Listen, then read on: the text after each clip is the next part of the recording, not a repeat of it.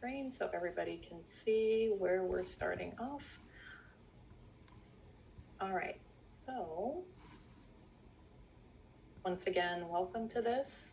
I am going to start off with just overall performance feedback. So Edward may have covered some of these slides previously, so I'll just give you all a quick walkthrough of the specific topics that you're going to see today. But in general, our performance management process does run throughout the entire performance year or fiscal year. As you know, our fiscal year begins July 1st and it ends on June 30th. Now with our performance management process, it is slightly different from that. It technically does begin July 1st with goals and training plan, but then it comes to a conclusion on April 30th. That is then followed by what's called our year-end evaluation process, which runs throughout the months of May and June. So during those months, we go through a final year-end evaluation process and meetings, and then that is closed out in June by the salary raises and bonus discussions with your pick, and as well as promotion decisions, which then become effective July 1st. Okay, so I'm going to kick us off with a couple different topics. So we're gonna, as I mentioned earlier, we're gonna start off with open feedback. So open feedback, that is something that is open year-round in PerformYard. In open feedback, the whole purpose of open feedback purely just means that it is a place for you to be able to provide point-in-time or real-time feedback at any point throughout the year, right then and there in PerformYard. It's essentially a very simplistic way of just capturing that feedback in an open text field that you would then share with the recipient of who that feedback is about. And it is also should be shared with the coach. There is some terminology differences in what we, how we refer to different roles, like we refer to a coach as a coach, but in PerformYard, it's titled as a manager. So just wanted to make that distinction, and I'm sure Edward will show you where to see that in PerformYard. So the open feedback tool, again, it can be used for any sort of downward feedback, downward positive and constructive feedback that you want to provide to somebody at that point in time. It could also be used for upward or cross peer level feedback, but just know that it's not anonymous, right? So that person, whoever it is that you're providing that feedback to, they will see who exactly it's coming from. So just wanted you to be aware, because we do have a separate upward feedback process, which is anonymous. And I'll get to that here shortly. Again, Edward is going to give you guys a demonstration of how to use the open feedback feature in PerformYard. The next one that you are also going to see is upward feedback. So upward feedback is another process that is available through PerformYard. It's in an evaluative type of form in PerformYard, and that is also open throughout the year. So I just want to make that clear distinction that open feedback and upward feedback are both different, very different. As I said, open feedback is an actual tab in PerformYard. You'll see it says feedback. Upward feedback is a form. And the whole purpose for upward feedback is, number one, it's used only for developmental purposes. And it is anonymous, meaning that the person that you write feedback on, who is above your level, they do not see who it's coming from. And again, the purpose for it is to provide meaningful developmental feedback. They will see the feedback once it comes through, as well as their coach. The coach will also be informed once upward feedback comes through. They will be informed, and they'll be able to view the feedback as well.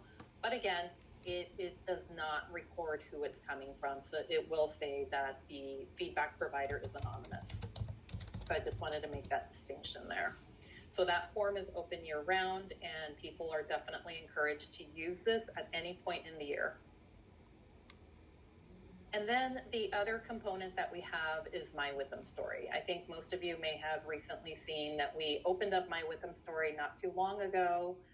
It was revised. I don't think you guys saw the prior version that we were using, but this version is definitely, or at least we hope is going to be easier and more impactful in the way that really kind of captures a lot of the other extras or non-billable contributions that our team members are involved in. And that's the whole purpose of My Witham Story, is really to kind of just capture what else have you accomplished outside of just serving your clients and, billable hours. This purely are things that could be anything on, like, what are you involved in? Like, are you involved with recruiting? Are you involved in a TMRG? Are you an ambassador? Are you a fellows? Are you, different types of ways of how you can get involved and contribute back to the firm. This is what this is intended to do, is to capture those areas, as well as just, generally also on the other side, the other components that My Witham Story captures is business development, marketing and business development. Even for our own staff, we don't expect our staff to obviously go out and start bringing in new business, but there's ways that you can get involved through participating in networking activities or going to networking events, things of that nature. So this is a good place for you to kind of capture all of those other non-billable activities that you've participated in, accomplished, contributed towards, and so forth. So, and this is the My Witham Story is required for all team members to participate in throughout the year. So it's really important that you make sure that you are capturing your updates. My Witham Story is also open year round, because that way it allows you to be able to update in real time throughout the year in terms of what you're accomplishing. At a minimum, you must make sure that your My Witham Story is up to date in advance of your Coaching Connection meeting, which happens at certain points throughout the year. The next Coaching Connection meeting is going to be coming up here after VIP 2. It usually comes up in the November-December time period, so you'll hear more about that. But just so you know, in order to prepare for that meeting with your coach, you'll want to make sure that you have My Witham Story up to date, up to that point in time. You'll also want to make sure that you get your goals and training plan, like any progress with your goals has to be updated at that point in time. And then also the other piece that you'll speak about with your coach is, any VIP feedback you've received up through that point in time as well.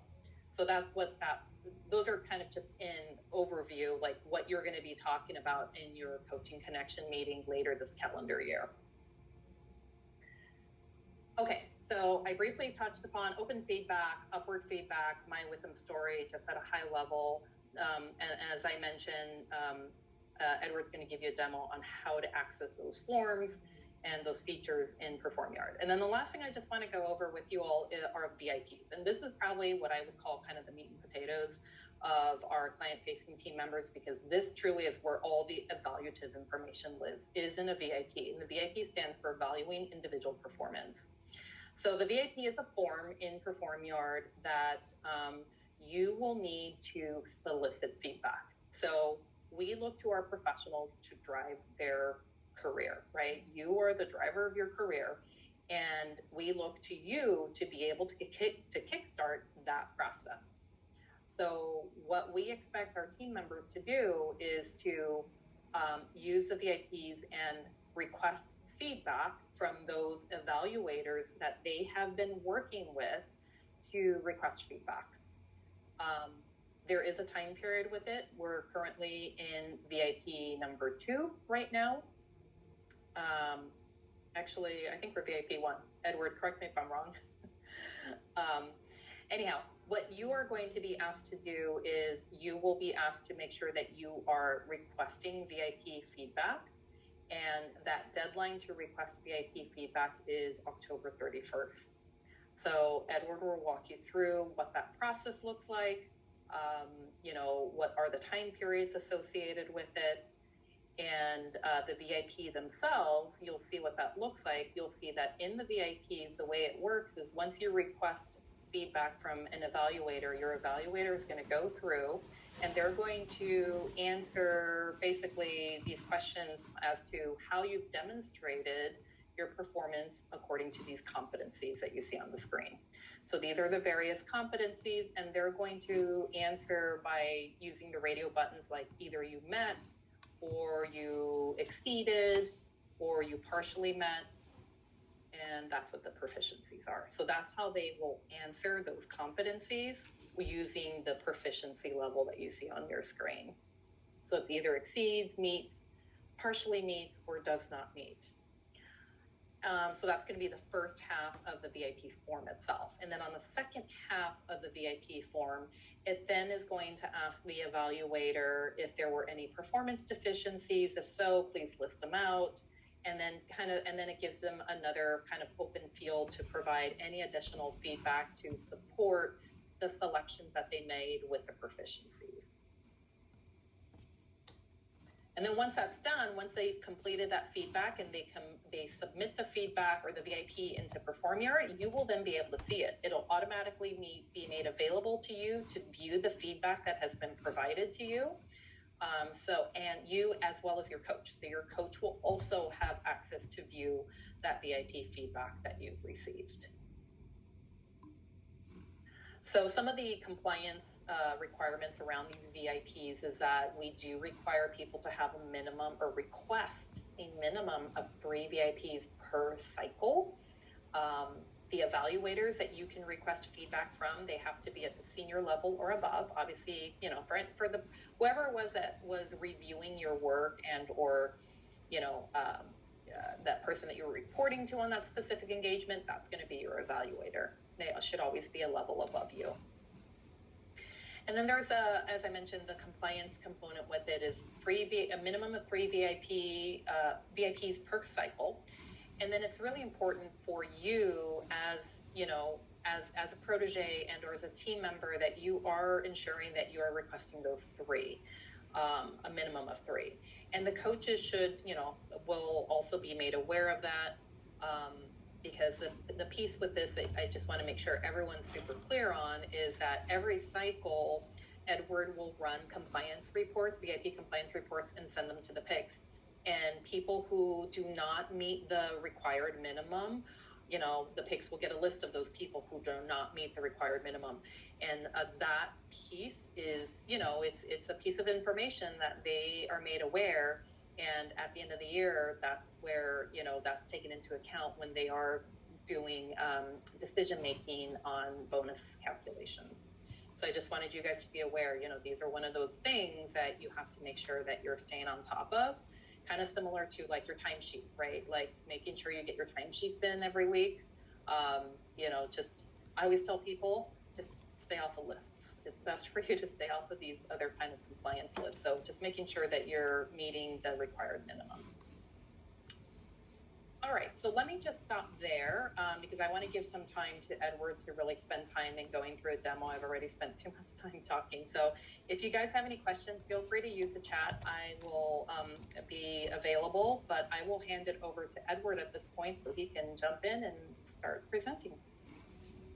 Great, thank you, Annette. So we are currently in VIP cycle number 2 with regards to sending out your solicitations. So I am sharing my screen now. All of you should have received the registration email from PerformYard to register and log in. And once you log in for the very first time, that's it. You don't need to log in any more times after that. When you go to log in, when you go to access your PerformYard dashboard, it's very simple. You just open either Chrome or Explorer, and you go to the with them bookmark folder here, click on that, open it up. All the different sites that you need access to are all listed here, such as the VP portal, Practice Engine timesheet, and you'll see here PerformYard. So you just click on PerformYard and it will take you directly to your dashboard. And so once again, I'm going to just go over the layout of the dashboard real quick. Refresher. And you got the menu bar up here for the different sections. Your information here, you click on View Details, takes you to your own detail page, detail information. Review Forms box here has all the forms that are assigned to you that you need to take some kind of action on, whether it's to fill out the form or if you're signing off on a form, such as if you're a VIP evaluator, you're completing the form and then it comes back to you as the evaluatee, you need to sign off on it. This review box here just lists all the different processes and forms that have been assigned to you.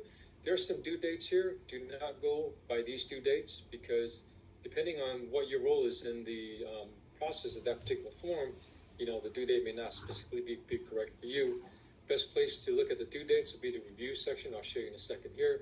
feedback section here is where if you receive this feedback, it'll be appear here for a while, and give feedback button right there. I'll show you how to do the give feedback in a minute, and then goals progress update here. When you update your goals progress, and then there's a create goal button here, but once again, you do not want to use this create goal button to create your goals, because this button is not linked to the goals and training plan form. There's another create new goal button in your goals and training plan form, and that's the only button that you should use to create a new goal. On the left here, you've got manager, aka coach, and if you hover over it, it'll bring up that basic information, and you can click on it. It'll take you to your coach's page. And then if you are assigned as a career coach, your proteges will be listed here as under the direct report section. This contributors to section, typically contributors are individuals who are added onto your profile. They have access to view your evaluations and your feedbacks. Contributors typically are always your picks, and sometimes could be, and they're also your niche leaders and or some other individuals such as a professional coach or something like that. So general layout of the dashboard here, you can search for any other team members in the firm. I recommend you search by last name rather than the first name. And, just type in the first few letters of the last name, and it'll bring up a list of all the people, that you might be looking for. My info is icon here, takes you back to your dashboard. Globe icon here, company info, takes you to resources page, and I'll show you that in a minute. The little circle here with the initials, if you hover over that, you can go to the PerformYard support page. So, okay, so let's talk about giving feedback, how to give feedback. So there's two ways to do it, and one way is here, pretty obvious, click on the give feedback button. The other way is this chat bubble here. Chat bubble here, you hover over it, it says give feedback, give employee feedback. So two ways to do it. The chat bubble down here in the lower right corner, or the give feedback button. You click on the give feedback button, it brings up the feature to give feedback. Who is this feedback about? Once again, I recommend you search by last name rather than first name, because you might think the person's name is Jim, but perhaps they're in the system as James or Chuck, Charles, Bob, Rob, those kind of scenarios. So I highly recommend that you search by last name. Just type in the first 3 or 4 letters of the last name, and bingo. I'm just going to use Annette Franklin as an example. I selected Annette Franklin. Now, you can give feedback to more than one person at a time, but most cases really should be just one person, right? Unless you're giving feedback to a group of people that worked on a project for you or something like that, depending on the scenario. But the recommended method is to one person at a time. There's an add myself to this button here. It's not necessary. It's kind of a redundant feature, because when you give feedback to someone, it's going to get recorded and saved in your give feedback section, which I'll show you in a second here. So do not click on the add myself button. It's a redundant feature. So just only, select the person you're giving feedback to, and then who you will share this feedback with. Always select subject and subject's manager. Why? Because if you only shared it with subject, then the subject's manager, aka their coach and their contributors, such as their picks, will not be able to see the feedback you give to the subject. So do not use subject. There's an option here for only subject's manager, but if you're giving feedback on the person to the subject manager, in that case, you really should be sharing the feedback with the subject themselves as well. Now, there's a do not share feature here. This do not share is really, in a sense, a note-taking that's only for yourself to see. Only you can see it. So if you want to take a note on somebody that only you can see and nobody else in the firm can see, this is where you would select the do not share. But otherwise, when you're giving feedback to someone, you always should select subject and subject's manager. Now, you have to click on this top line here to bring the cursor into this box here. If you try to click like on the bottom part of this box here, it's not going to work. You've got to click on this first line here, and then you can start typing. And then once you start typing, that's when this give feedback button will appear at the bottom. So I'm going to click on this. I'm done giving the feedback. Make sure you provide some detailed information. Don't just say great job on this or that. Tell them why they did a great job on this or that, right? Also, one comment about this give feedback feature: you should not use this give feedback feature to give someone feedback or to evaluate someone on their engagement work. That is what the VIP process is for, is to evaluate someone on their engagement work. So do not use this feature to evaluate or give someone feedback on the engagement work that they did on your job. But otherwise, for any other type of feedback, if someone did a great job working on some special little project for you or something like that, use this feature. This feature is not, anonymous. The person's going to know who gave them the feedback. And this feature, give feedback feature, is available at all times. It's always here, always there on the dashboard. When you're done, click give feedback, and the system will send an email notification to the person you gave the feedback to let them know, so-and-so gave you some feedback. Go look at it. There's going to be a link, that says feedback, and you click on that link and open up to your dashboard. So to see feedback you receive or who you gave feedback to, you come up here to the menu bar here to the feedback section, click on feedback, and it will default to the page feedback about me. Feedback I received, for example, I received feedback from Phil Garcia. He's an office manager from San Juan office, and then shared with subject manager. I can respond to this request, and feedback I've given. This is this testing feedback I just gave to Annette. My notes, this is, the notes that says do not share, and then incoming feedback request, outgoing feedback request. I'll show you how to do that in a second here. So feedback you've given, feedback you've received. Okay, let's go back to the dashboard. So a couple of different ways to go back to the dashboard. Either you can click, when you're on your own dashboard, you can click on the dashboard here, you click on My Info, and then the hidden feature here is the Witham logo. When you click on the Witham logo, that will, wherever you're at in the site, it will always take you back to your own dashboard. Okay, that's give feedback. How do I request feedback? Well, that's kind of a little hidden feature. And I've given feedback to Performia, tell them, hey, you need to put that button right here, make it more obvious. It's hidden because you have to hover over this chat bubble here, the give feedback bubble, and then hover up here is the request feedback feature. Very simple. Who you request feedback from, type in the first few letters of the last name, and find the person, and then make sure you type in the message here, and then you click request feedback or create request. Okay, I've sent that request feedback off. Once again, the system is going to send a net notification email saying, hey, Net, you received a request for feedback from Edward Tao. And then to check on the feedback that you requested, once again, go to the feedback section up here, click on the menu for feedback, and then go to outgoing feedback request. Feedback requests from Annette, the message I typed in there. If you want to change a message, you can click on edit and change the message. Expiration date. Now, the system has built in, and this is not something we can change, an expiration time frame for a feedback request that you sent. It'll only stay in the system for 14 days. That's why there's a date here. It'll expire on the 18th, which is after 14 days. This feedback request will disappear if the person you sent it to did not respond back to your feedback request. So just keep that in mind. After 15 days, you come back in here and say, wait a minute, where's the feedback I sent to so-and-so? It's not here anymore. Well, the system disappeared it. That's what the system does. That's just the way they built it. We can't change that. It's just a system design feature. Okay, that is giving or requesting feedback. Now, upward feedback, the anonymous upward feedback feature, everything that I'm showing you how to do, there are either written instructions or a short tutorial video posted in the resources section that you can look up on how to do something. So now the next topic I'm going to talk to you and show you how to do is requesting anonymous feedback, giving anonymous feedback, upward feedback. So obviously someone above your level.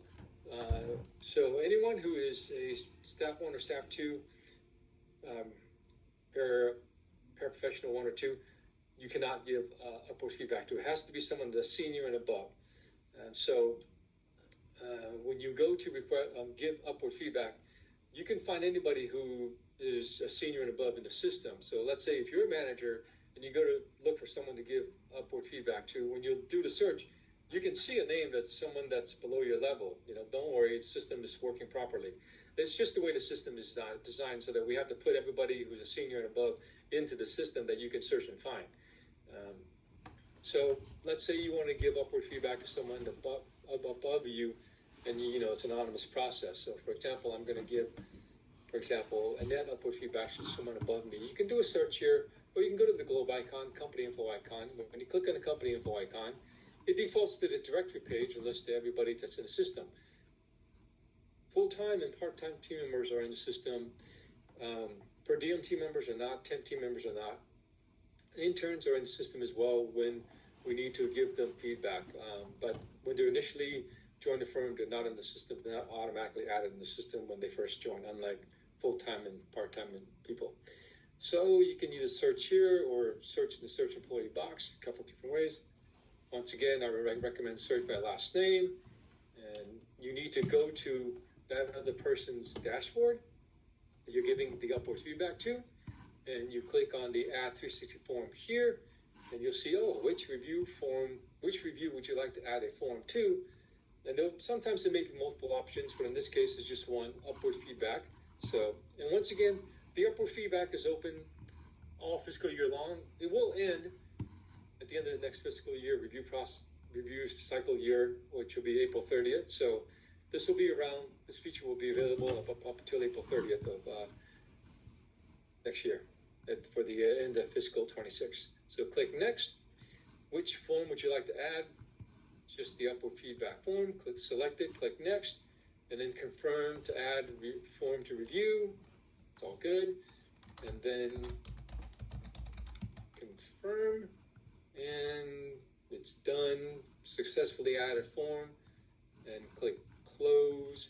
Now, if you've already added the form and you didn't finish and you try to come back and add another form to the same person, the system will allow you to do that because you have an open form already for that person. So closed. Okay, so where's the form? You got to go back to your own dashboard because it's going to be on your dashboard because it's the form you need to fill out.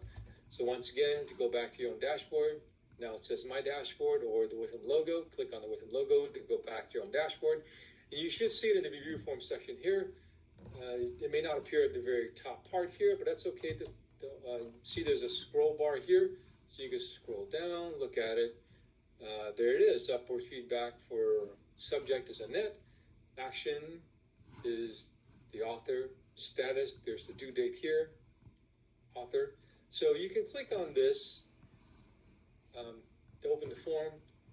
The other way to go to access forms that you need to take action on is in the review section here, which is where I prefer to go. And I'll tell you why in a second. You can click on the reviews. It will automatically default to the page that says forms I need to do. And here lists the subject of the form. Here it is, Annette. She's the subject, right? I'm giving the feedback on. And then the form name, upward feedback form, and then the author's due date. Author is the person filling out the form. Notice how there's author's due date and signer's due date. This is why I prefer to come to this page to look at the due dates, because depending on the form itself, your role may be either the author or your role may be the signer. So, for example, the feedback form, you're the author, there's no signer necessary. For your goals and training plan form, you're the author of your own goals and training plan form, and then your coach needs to sign off on it, so they're the signer. And then the status column tells you what you need to do. So, fill out the form. Open form. You fill out the form, and then if you're not ready to complete it, you click Save for Later. If you're ready to submit it, you fill it out and click Submit. Notice how there are little red stars next to the end of these questions here. These red stars means this is a mandatory question, and you must answer this question in order for you to be able to submit the form. When you come across a question that does not have a red star after it, these are optional. You don't have to answer it.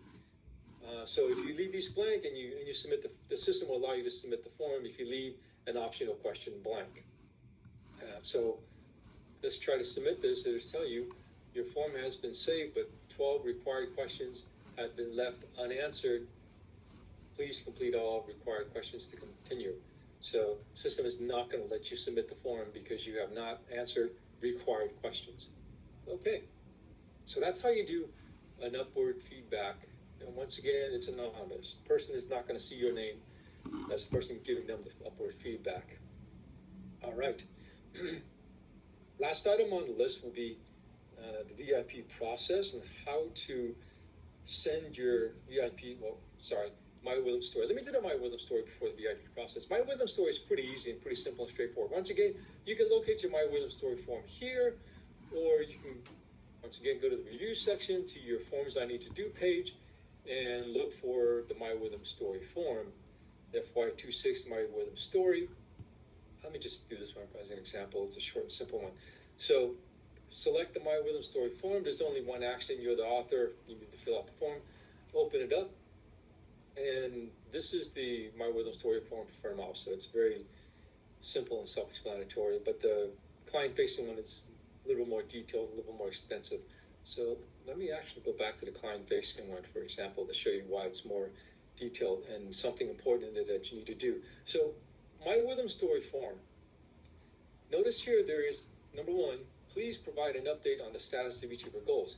So for your mid-year coaching connection, which is going to happen around December, January timeframe. So that means by the end of November, you need to complete your My Wytham story form. Notice how there's due date here, November 28, 2025 at 5 p.m. Well, there's a due date here for this form that you need to complete for the FY26 My Wytham story form. But keep in mind that when you hit this due date and you pass this due date, it doesn't mean it's going to cut off your access to the form. It just means the system will continue to send reminders to you telling you, hey, your form is overdue. But you will still have access to this form even after the due date listed on the form. So don't panic. If you come November 29, November 30th, December 1, you haven't completed your form, you still have access to it. Don't worry. You don't need to contact me and asking me, oh, I need you to reopen the form. I passed the due date. You don't need to because you still have access. So you need to select a goal, your goals, and link it to the My Wytham story form and provide an update so that when your coach looks at your My Wytham story form, the coach will also see, in the form, your progress update on your goals. So make sure you choose a goal. It gives you the option to select all goals, but I recommend just do one by one. And then obviously you need to fill out the rest of the questions, answer them, and when you're done, even though you may not have answers to some of these questions, click, type in something like none or not applicable, and then click submit and send it off to your coach. You have to complete this form and submit this form for your coach connection, mid-year and year-end coach connection, because if you do not submit the form and complete the form, your coach is not going to be able to see your form. So that's why for your mid-year, you have to submit your form. And once you submit the form, it's going to appear in the reviews forms that I've completed section. So let me show you. Let me do a demo with this. Sure. Testing, submitted. Okay, I've completed the form. I'm ready for my mid-year coaching connection come December, January with my coach. So coach can see it now. So then after the mid-year is over, right, you're going to need to update your My Wytham story form again for the year end for April of next year. So you need to go back into your My Wytham story form sometime before April. So you go to the review section and you need to go to the Forms I Did section, right? Keep in mind, you've already previously completed your My Wytham story form in mid-year. The system will move it over to the Forms I Did section because it's not a form that you need to still take action on that's still open. It's a form that's been completed, so it gets moved to the Forms I Did section, and then you find the My Wytham story form, you click on the Open Form button, notice how it's completed here, and you can't, re-access the form, answer questions to update. So you come over here to the button that says Reopen. You just click on the Reopen. This option button here you guys do not have because it's actually you may have an option here to download as PDF, but you're not going to have this delete form option because I'm an administrator. So what you want to do is click on the Reopen form, and bingo. Now you can update, your My Rhythm Story form. And then when you're updating it, you might want to put down, add into the comment box, updating as of such and such date, right, for the mid-year. So your coach will know, oh, this is the new update as of, such and such date. So 2 parts of the My Rhythm Story form. You're going to need to update it and submit it for mid-year. And then for the year end, you need to come back into it, reopen it, and then update it again, and then make sure you submit the form again so that your coach can see it, have visibility to it for the year-end coaching connection process. So that's the My Rhythm Story form. Pretty simple and self-explanatory. And just make sure you update it at least twice a year for mid-year coaching connection, and also again for the year-end coaching connection. Now we can move on to the VIP solicitation process. The firm has 4 VIP cycles throughout the year that involves 3-month period each cycle. Right now we're in the solicitation for a period for cycle number 2. So VIP cycle number 2 covers your engagement work for August, September, and October. And so the solicitation period for VIP cycle 2 will end as of October 31st, or end on October 31st. Once October 31st passes, you will no longer be able to send any more solicitations. That feature will be turned off in the system, and you will no longer be able to send any more solicitations. So make sure you send your 3 solicitations by October 31st. And to send a solicitation is very simple and self-explanatory. It's very simple. It takes less than 1 minute to send 1 solicitation. And once again, there is written instructions and tutorial videos on how to do this if you forget later on. So to send a VIP solicitation, minimum of 3 per VIP cycle. You come over here to click Add 360 Form from your own dashboard. See here you have VIP Cycle 2 feature option available. Which review would you like to add a form to? Select VIP Cycle 2, click Next. Notice how there's 5 different options you can choose from. And the reason why there are 5 is because let's say you worked on 2 or 3 engagement work, but the in-charge person that's reviewing your work is the same person.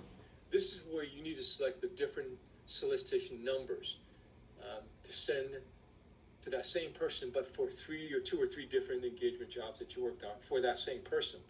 You cannot continue to reuse solicitation number 1 and send it to the same person more than 1 time.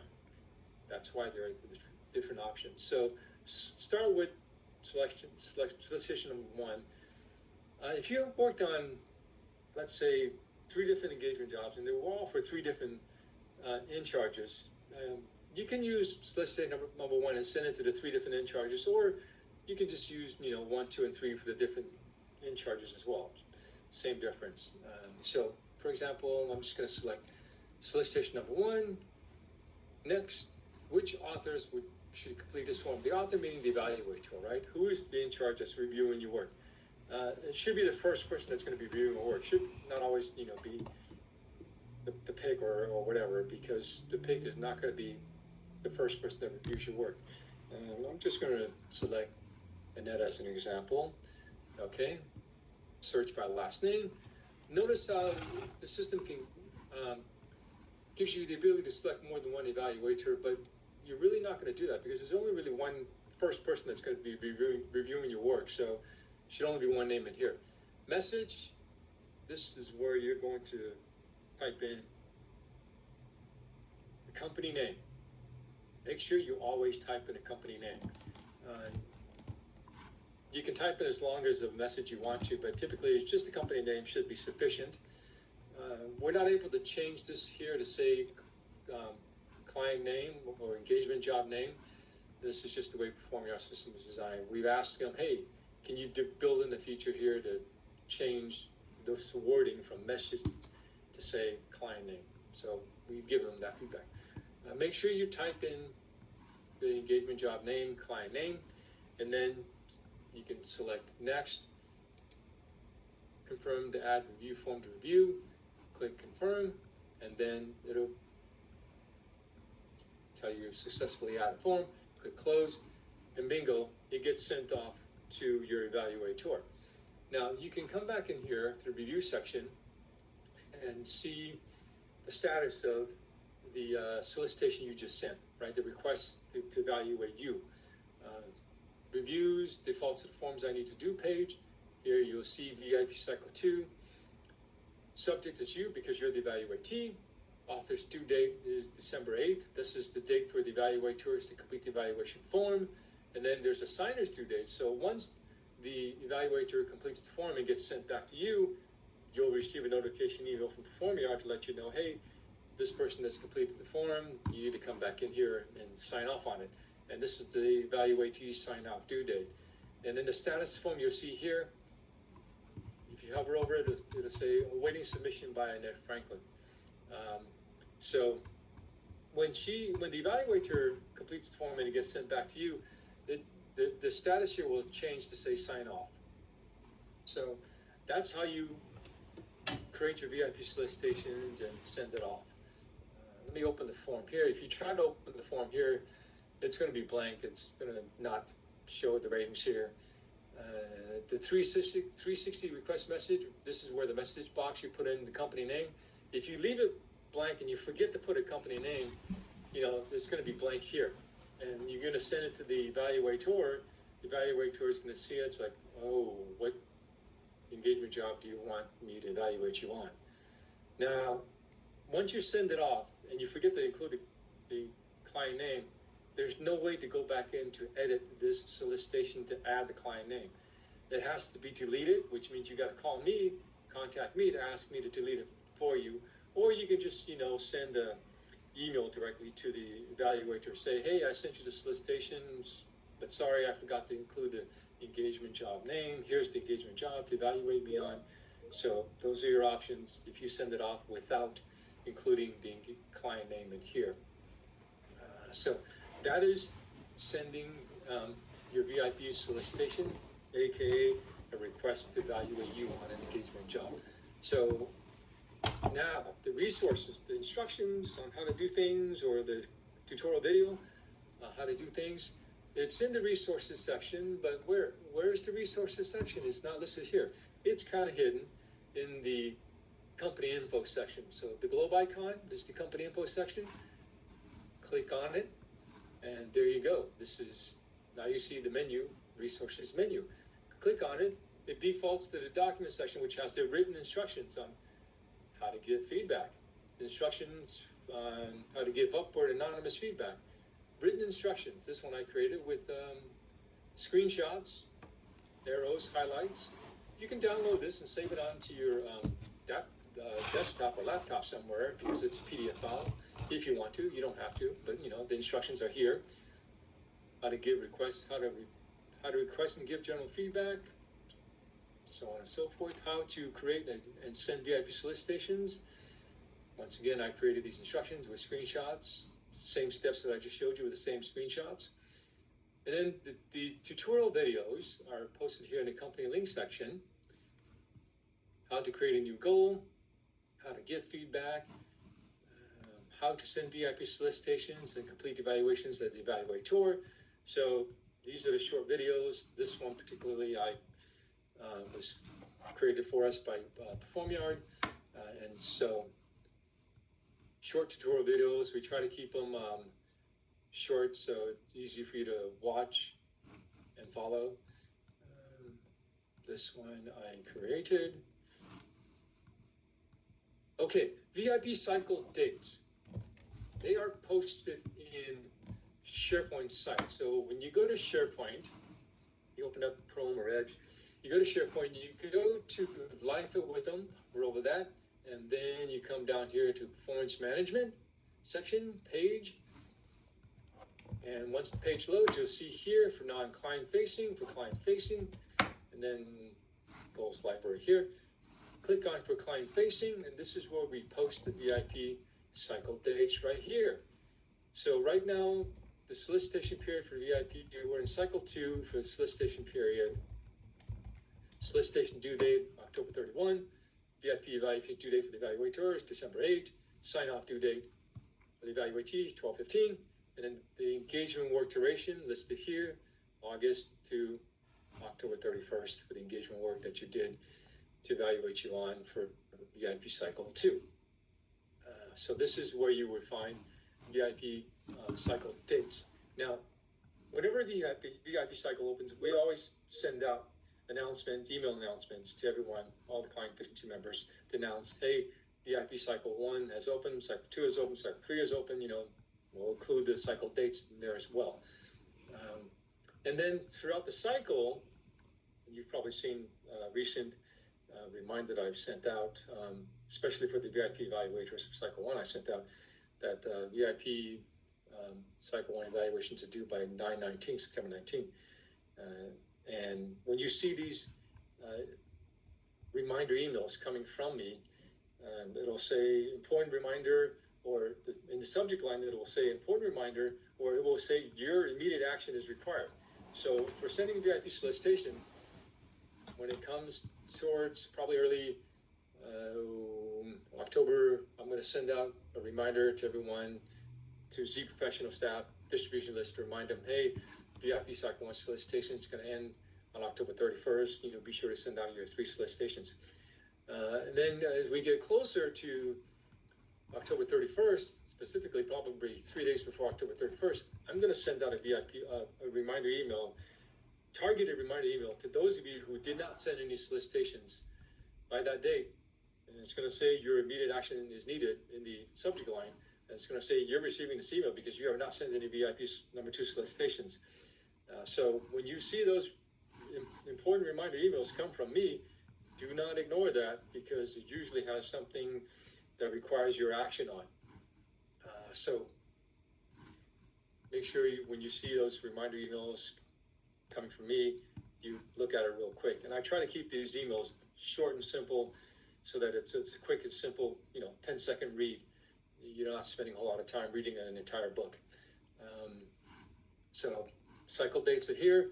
You're going to get reminder emails, or you're going to get announcement emails whenever something opens up, like a VIP cycle date opens up, a new cycle opens up, reminder emails to do something like send solicitations, or for the evaluators, reminder emails to complete the evaluations, as well as signing off your VIP evaluations. So you'll see those coming from me quite regularly on a monthly basis throughout the year, for various different forms.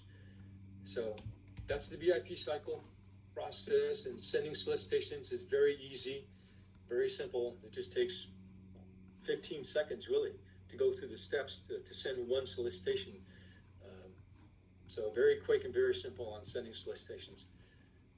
Make sure you send your minimum 3 for each cycle, because it will impact your year-end bonus eligibility results if you do not send your VIP solicitations. Same goes for the evaluators. If you do not complete VIP evaluations, those will impact your year-end bonus eligibility as well. Because at the year-end, I compile all this data for the PICs that shows them who sent how many solicitations and how many you missed, and then the evaluations you completed and then the evaluations you missed. That's the evaluator. Takes a look at those numbers and they see, oh, this person did not send a bunch of solicitations. Oh, I'm going to start subtracting bonus dollars from your bonus eligibility. So make sure you're in compliance when it comes to the VIP evaluations and solicitations. Okay, I will open the floor now to just any general questions in regards to anything, feedback, upward feedback, open feedback, VIP process, my William Story form. Anyone with any questions on how to do any of these steps? We've got some time left, about 9 minutes. So feel free to ask away. I don't see any questions in the chat either. Okay, I know it's a lot of information that I shared with you on how to do things in PerformYard, but once again, don't worry, there are instructions posted in the company info resources section. The resources defaults to the documents section, which is the written instructions on how to do something. And then the videos are in the company links section, company links page. So if you forget a week from now, 2 weeks from now, a month from now, next month, don't worry, just come back in here and look for the instructions or the videos on how to do something. Very simple step-by-step instructions, or very detailed step-by-step instructions, whether it's written instructions or videos that you can follow and help you do whatever task you need to do. So maybe just go over what their next steps are after this call. So after this call, really, are you referring to the reminders for the VIPs in it, or? Yeah, more so just what do they need to do now after this call? I mean, because I think I know right now it's busy season for many people. So the first thing that comes to mind here is we know that there is a VIP compliance component. So you have until 10/31 to send out solicitations for your VIPs and requesting that feedback from the evaluators that you've worked with during the evaluative time period. So that would be, the one first step on your list of action items to think about who you need to be requesting VIPs from and just making sure you submit that request in before 10/31. So I'd say that would be number one. And then the other piece is goals and training plans. So Edward, I know that you've already walked them through their goals and training plan. So if that is still pending and if that has not been completed on your part, that's something that you'll want to make sure that you have that completed in PerformYard. If you have any specific questions about how to do so, what are your resources to use and so forth, feel free to reach out to myself or Edward if you're uncertain of how to kind of take the next step with your goals and training plan if you haven't completed it yet. But I believe when Edward trained everybody, I think this was in early August 4th to be exact, that was to August 31st. Is that right, Edward? August 29th. I'm just looking up one of yours as an example for the due date. So the due date for your goals and training plan was back on August 29th. If you have not completed it, make sure you get that done as quickly as possible, and then so that your coach can review it and sign off on it. So make sure you get that done as quickly as possible. Since it was due August 29th, even though we've passed that due date, you still have access to the form once again.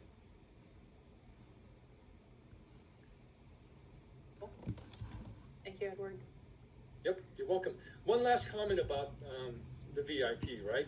VIP cycles, the requirement is send 3 solicitations by the due date. So make sure you put on your calendar, somewhere in your calendar, whether it's mid-October or so, some date before the 31st, right, to send your solicitations. But if for some reason you did not send any solicitations after October 31st, you will not be able to send any more solicitations after that, because I'm going to turn off that feature. And this App360 form button is going to be no longer there on your dashboard. If you try to go to your evaluator's dashboard, you will see an App360 form button on their dashboard.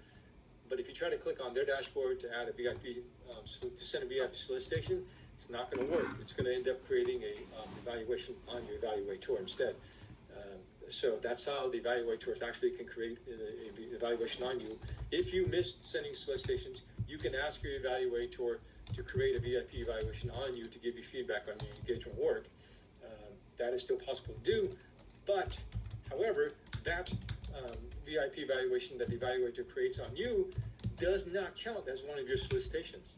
So once again, make sure you send your solicitations by the due dates. For cycle 2, it's October 31st.